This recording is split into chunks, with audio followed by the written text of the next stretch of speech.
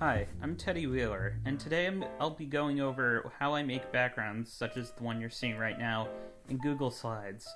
When making art in this program, I typically use two tools, the curve and the polyline. Curve will be used later, but for now we're going to be using polyline to make up the bones of the composition.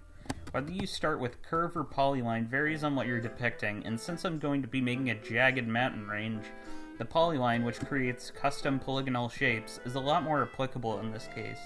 In most of my art, I tend to gravitate towards a few pieces of media as a backbone of my art direction, and for this work I decided to go with the dreary grayscale palette of the Playdead games Limbo and Inside. These games have a great understanding of lighting, and making a striking composition out of a limited color scheme. Inside in particular has impacted my art a lot, as it forgoes having detailed textures and environments, which makes points of interest all the more prominent.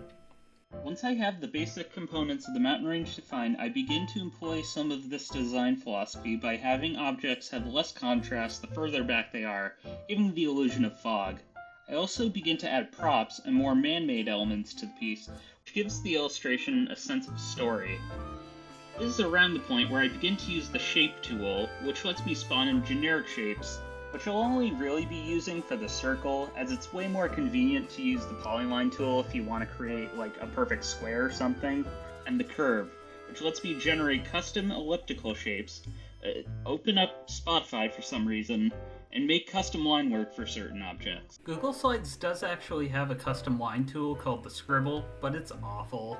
It has a square in by default, it's really inaccurate to the line you actually draw, and it only has 8 different thickness settings you can choose to apply. Because of this, I elected to use the curve as a substitute. Not only can thickness be altered on any part of the line and to any magnitude, but you can apply a gradient to it, which gives the composition a lot more depth.